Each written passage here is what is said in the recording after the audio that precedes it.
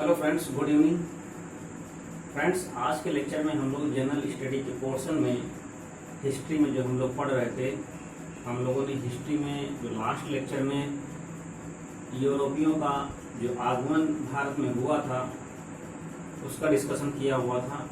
और जैसे ही ब्रिटिश जो होते हैं व्यापार को अपने आगे बढ़ाते हैं, उसी दरमियान हिस्ट्री में एक पॉइंट मेंशन किया गया, एक टॉपिक डिसाइड किया गया जिसको हम लोग उत्तर मुगल शासनकाल के नाम से जानते हैं। उत्तर मुगल शासनकाल का मतलब ये था जब हमारा मध्यकालीन भारत का पोर्शन समाप्त हो जाता है, जो लास्ट जो अंतिम जो मुगल शासक होता है औरंगजेब, जब औरंगजेब की मृत्यु हो जाती है तो उसके बाद का जो टाइम पीरियड स्टार्ट होता है उसी को बोलते हैं पोस्ट मुगल एम्पायर पीरियड, ठीक, जिसको बोलते हैं उत्तर मुगल शासनकाल। जो उत्तर मुगल शासनकाल होता है उसमें कुछ इतिहासकार कहते हैं कि जब औरंगजेब खत्म हो गया, औरंगजेब की मृत्यु 1707 ईस्वी में अहमदनगर में होती है, क्योंकि जब उसका अंतिम पड़ाव था, जब जीवन के अंतिम क्षण जी रहा था, तो वह कहाँ पे था? औरंगजेब महाराष्ट्र में था, महाराष्ट्र के अहमदनगर में था। लेकिन बहुत सारे लोग, कुछ इतिहासकार मानते हैं, कुछ लोगों ने तो डिसाइड कर दिया कि 1707 से स्टार्ट हो जाती है पूरी कहानी उनकी, लेकिन कुछ इतिहासकार कहते हैं, उसमें से एक फेमस इतिहासकार हैं यदुनाथ सरकार। आप लोग नाम जो है उनको उनको नोट डाउन करते रहिएगा। आज हम लोग किस चीज़ के बारे में डिस्कस कर रहे हैं? आज हम लोग बहुत ही छोटा जो है लेक्चर अटेंड करेंगे, बहुत ज़्यादा नहीं होगा। आज मैं स्टार्ट कर रहा हूँ उत्तर मुगल शासनकाल, उसके आगे, यानी कि मैं आज कौन सा थर्सडे है और इसके बाद फ्राइडे एंड सैटरडे, ये तीनों दिन क्या होंगे? ये जनरल स्टडी से रिलेटेड होंगे। और आगे के नेक्स्ट वीक से हम लोग कोर्स ये करेंगे हिस्ट्री के साथ साथ अदर जो जीएस के पोर्शंस हैं, साइंस को लेकर के हम लोग चल ही रहे हैं। इसके अलावा हम लोग ज्योग्राफी पे भी डिस्कस करेंगे। ज्योग्राफी के साथ साथ हम लोग जो भी है पॉलिटिकल साइंस, जिसको हम लोग बोलते हैं, पॉलिटिकल साइंस को भी डिस्कस करेंगे, जिससे कि कॉन्स्टिट्यूशन वगैरह हो गया, ठीक है। तो आज का जो लेक्चर है और कौन सा? उत्तर मुगल शासन। तो इसको आप लोग नोट डाउन कर लीजिएगा, उत्तर मुगल शासन। उत्तर मुगल शासन या शासक, उत्तर मुगल शासक के बारे में हम लोग डिस्कस करेंगे। उत्तर मुगल, ठीक। ये औरंगजेब की मृत्यु होती कहाँ पे है? औरंगजेब होता है, उसकी मृत्यु 1707 में हो जाती है, ठीक। 1707 में औरंगजेब की मृत्यु हो जाती है और इसकी मृत्यु होती कहाँ पे है? अहमदनगर। कहाँ पे होती है? अहमदनगर। ये सारे पॉइंट नोट डाउन कर लीजिएगा। अहमदनगर, ये अहमदनगर कहाँ पे है? महाराष्ट्र में, ठीक, महाराष्ट्र। तो जब 1707 में, कुछ इतिहासकार मानते हैं कि 1707 में जैसे ही औरंगजेब की मृत्यु हो जाती है, औरंगजेब की मृत्यु के पश्चात, क्योंकि होता है कि सबसे लास्ट जो सबसे शक्तिशाली जो मुगल शासक होता है औरंगजेब होता है। औरंगजेब के बाद जो बहुत सारे मुगल शासक होते हैं, वो उत्तराधिकार को लेकर के कौन राजा बनेगा, कौन मंत्री बनेगा, इसको लेकर के उनमें क्या होता है? उनमें विखंडता होती जाती है, उनमें डिवीजन शुरू हो जाता है, ठीक है। ये कोई अंग्रेज की चापलूसी कर रहा है तो कोई किसी राजा की चापलूसी कर रहा है, तो कोई दूसरे मुगल शासक की चापलूसी कर रहा है। तो यानी कि कहने मतलब ये था, उसमें एकता की कमी आने लगी। जब मुगल शासक, जो मुगल शासन काल था, मुगल जो वंश था, उसकी जो क्षीणता है, उसकी जो है जो कमजोर होने का कारण यही था कि उनमें एकता की कमी आने लगी थी। जब एकता की कमी आने लगी तो अंग्रेजों ने भी उनमें अटैक किया। कुछ को तो एकदम से जड़ से खत्म कर दिया, जड़ से धीरे धीरे सभी खत्म हो गए। और तो फिलहाल हम लोग यहाँ पे ये डिस्कस करेंगे, ये देखेंगे कैसे कैसे उनका सीक्वल स्टार्ट होता है, कैसे कैसे वो डिवीजन होता है, कैसे उनमें दूसरे जो लोग होते हैं वो कैसे उन पे जो है अपना कैरेक्टराइजेशन करते हैं, ये सब देखेंगे हम लोग। तो कहने का मतलब ये था 1707 में जैसे औरंगजेब की मृत्यु हो जाती है, कहाँ पे औरंगजेब की मृत्यु होती है? अहमदनगर में होती है। अहमदनगर कहाँ पे होता है? महाराष्ट्र में होता है। तो कुछ इतिहासकार कहते हैं कि इसके बाद का ही जो पीरियड, टाइम पीरियड शुरू होता है वो उत्तर मुगल शासन के नाम से होता है। लेकिन एक यदुनाथ सरकार थे, यदुनाथ सरकार वो क्या थे? एक प्रकार के इतिहासकार थे। इनके अनुसार यदुनाथ यदुनाथ यदुनाथ सरकार यदुनाथ सरकार के अकॉर्डिंग जब 1757 में प्लासी का युद्ध होता है, प्लासी का युद्ध मुगल शासकों के बीच, मुगल और अंग्रेजों के बीच में होता है, जिसमें अंग्रेज जीतते हैं। अंग्रेज क्या होते हैं? विनर होते हैं। अंग्रेज विजयी होते हैं। ब्रिटिश जितने भी हैं अंग्रेज, इसमें क्या होता है? अंग्रेज जीतते हैं। तो इस प्लासी के बारे में हम लोग डिटेल्स में और पढ़ेंगे। इस प्लासी के 4 साल बाद एक चीज और यहाँ पे नोट डाउन कर लीजिएगा, प्लासी के 4 + 4 जोड़ देंगे 1761 हो जाएगा। ठीक, 1761 में पानीपत का तीसरा युद्ध होता है। ये थर्ड किसका? पानीपत का। इस तरीके से रिलेट करके हम लोग पढ़ेंगे तो आसानी से याद रहेगा। ठीक, ये पानीपत का जो है तीसरा युद्ध होता है। अब आगे की कहानी बढ़ते हैं।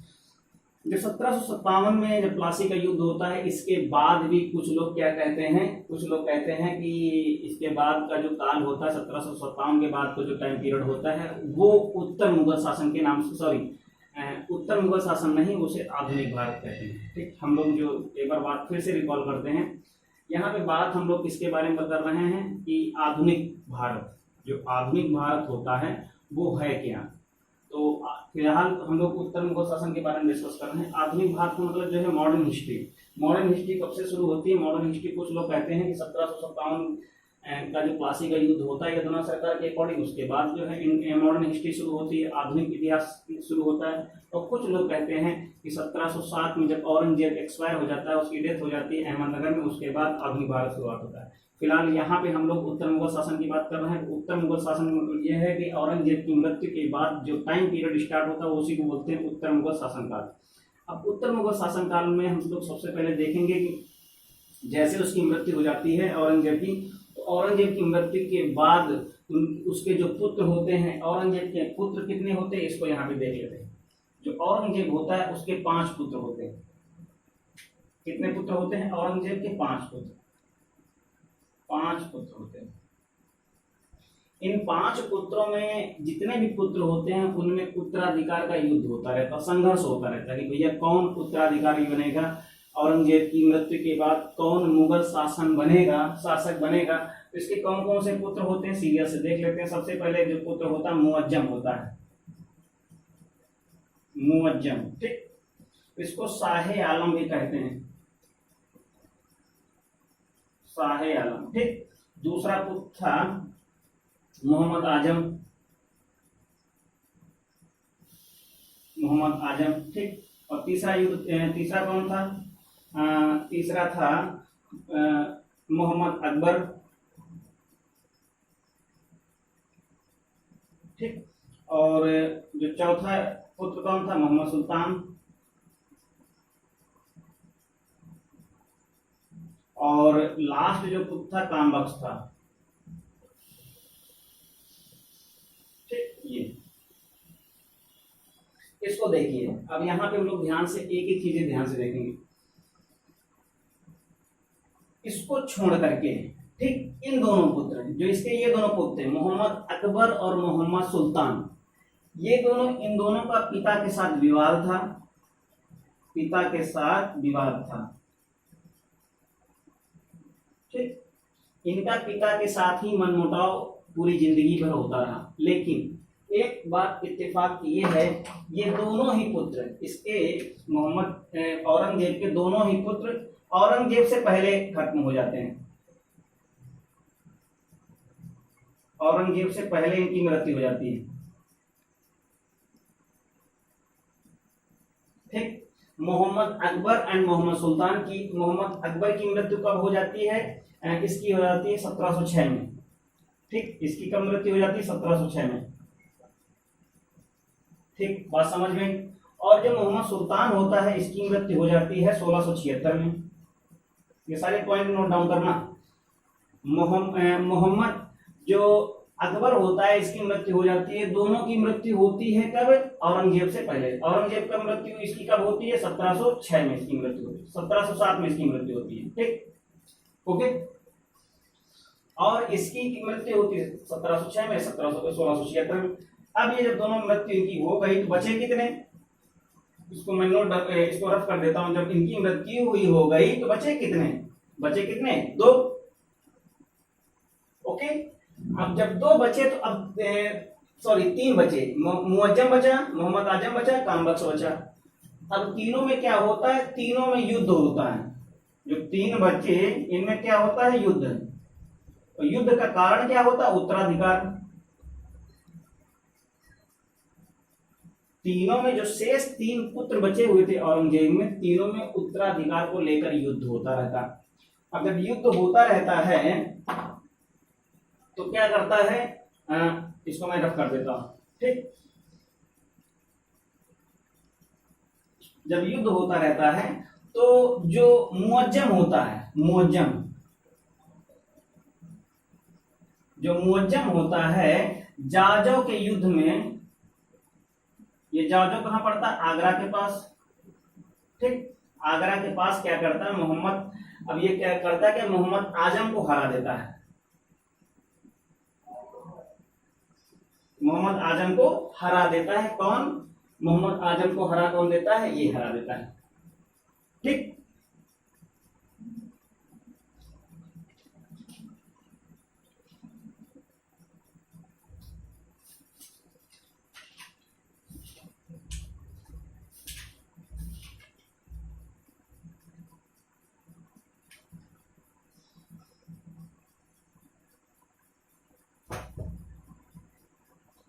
एक मिनट कंटिन्यू करते हैं।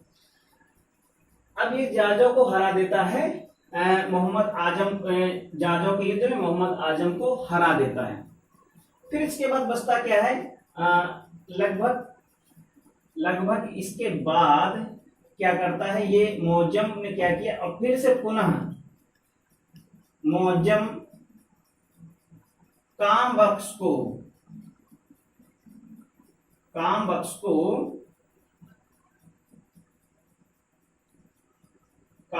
को हैदराबाद के निकट 1707 में हरा देता है पूरी तरीके से। अब जो 1707 में इसको हराता है तो एक चीज यहाँ पे इस चीज को नोट डाउन कर लीजिएगा कि फिर से मैं थोड़ा सा इसको क्लियर करके बता देता हूं। युद्ध तो होते रहते हैं। ठीक, युद्ध होता रहता है तो सबसे पहले कौन होता है? ये मुअज्जम 1707 में, कब? इसको पॉइंट नोट डाउन कर लीजिए। 1707 में मोहम्मद आजम को कहां पे? आगरा के पास हरा देता है। आगरा के पास कहां पे? जाजो नामक स्थान पे हरा देता है। ठीक, अब यहाँ पे 1707 में हरा देता है और उसके बाद ये क्या होता है? जब उसके हरा देता है तो उसके बाद 1707 में ही ये क्या है? बहादुर शाह प्रथम, ये क्या है? अपना नाम बदल देता है। तो क्या नाम रख लेता है? बहादुर शाह प्रथम। ठीक, बहादुर शाह प्रथम के, सॉरी यहाँ पे क्या है? बहादुर शाह प्रथम कर लीजिए। ठीक, बहादुर शाह प्रथम के नाम से मुगल शासक बन जाता है। ठीक, क्या हो जाता है? और ये बचता कौन है इसके बाद? और उसके बाद में क्या करता है? काम बख्श को भी हरा देता है। काम बख्श को क्या कर देता है? हरा देता है। जो उसका सबसे छोटा भाई रहता है काम बख्श को हरा देता है हैदराबाद के निकट, हैदराबाद के पास। ठीक, हैदराबाद के पास कामबख्श को भी हरा देता है। तो इसका टाइम पीरियड कहां से कहां तक शुरू होता है, कब से लेकर कब तक बनता है?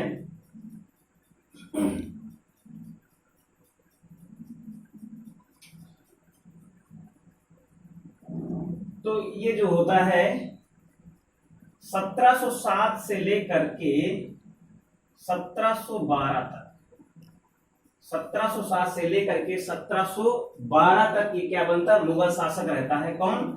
बहादुर शाह प्रथम, बहादुर शाह प्रथम। ठीक, इस चीज को नोट डाउन कर लीजिएगा। एक बात और है कि जब ये बहादुर शाह प्रथम जब मुगल शासक बना हुआ था तो इसकी उम्र कितनी थी? 63 वर्ष। ठीक, इतनी ये पॉइंट नोट डाउन कर लेना। 63 वर्ष का मतलब यहाँ पे इसके साल से नहीं मतलब है। 63 साल का मतलब ये है कि ये काफी ओल्ड एज का हो गया था। क्या था? ये ओल्ड एज थी। कुछ पॉइंट्स हैं जो इसके पर्सनल लाइफ से रिलेटेड हैं। एक थे रफी खां। रफी खां ये एक इतिहासकार थे। क्या थे? हिस्ट्री पर्सन थे, इतिहासकार थे। इन्होंने इसको शाहे बेखबर कहा। शाहे बेखबर, बेखबर। ठीक, शाहे बेखबर इसलिए कहा क्योंकि ये राजनीति में जो राजनीतिक कार्य होते थे उस राजनीतिक कार्यों में इसकी रुचि नहीं थी। राजनीतिक जितने भी राजनीतिक कार्य थे क्या थी? इसकी रुचि नहीं थी। ठीक, रुचि नहीं थी। जब राजनीतिक क्यों? क्योंकि काफी ये वयोवृद्ध हो गया था, काफी उम्र का हो गया था। काफी उम्र का होने के बाद होने के कारण इसकी राजनीतिक कार्यों में रुचि नहीं थी। इसलिए रफी का जो इतिहासकार थे इसको शाहे बेखबर के नाम से बुलाते थे। ठीक, कुछ इतिहासकार ऐसे भी थे जिन्होंने कहा भी है कि कुछ लोगों ने ये भी कहा है कि एक ऐसा ये मुगल शासक था, एक ऐसा मुगल शासक था जिसके बारे में कुछ अच्छे शब्द कहे जा सकते हैं। कुछ अच्छे यानी कि ना किसी के साथ इसने बुरा किया, तो इसलिए इसके बारे में कहा जा सकता है कि हाँ भैया ये आदमी जो मुगल शासक था, इंसान जो था वो अच्छा था। कुछ पॉइंट्स और हैं, इंपॉर्टेंट पॉइंट्स हैं। जो साहू जी महाराज थे, छत्रपति साहू जी महाराज, साहू जी महाराज, साहू जी महाराज, साहू जी महाराज इसी के कार्यकाल में, इसी के शासनकाल में रिहा किए गए थे।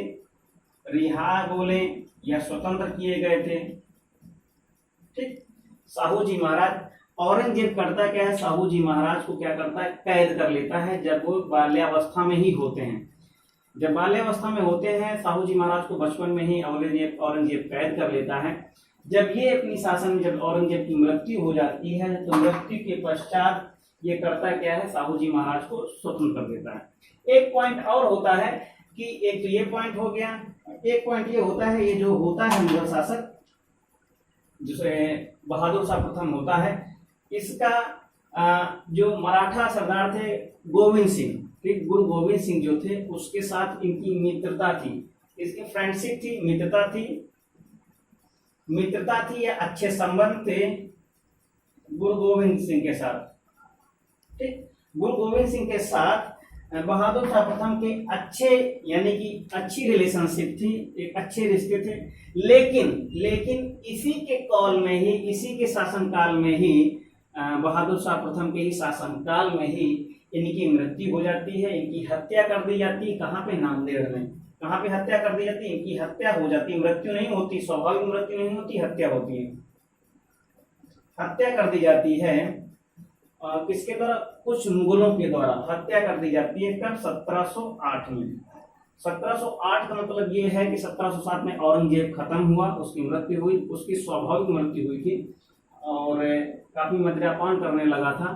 कौन? औरंगजेब। 1708 में गुरु गोविंद सिंह की मृत्यु हो जाती है। कहाँ पे होती? नांदेड़ में। नांदेड़, ये नांदेड़ कहाँ पे है? ये भी महाराष्ट्र में। ठीक, महाराष्ट्र में नांदेड़ है।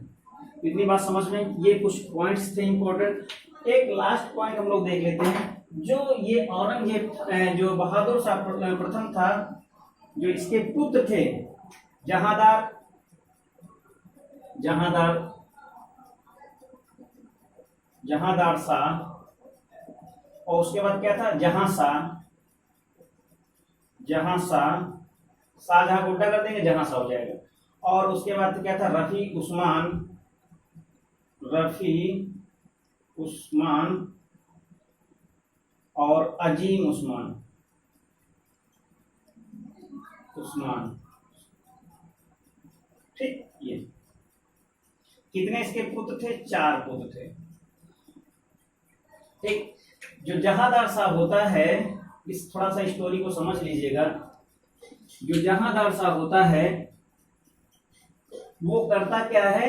इन तीनों भाइयों की हत्या कर देता, अपने ही तीनों भाइयों की हत्या कर देता है, और हत्या कर करके काम खत्म। अब बचा क्या?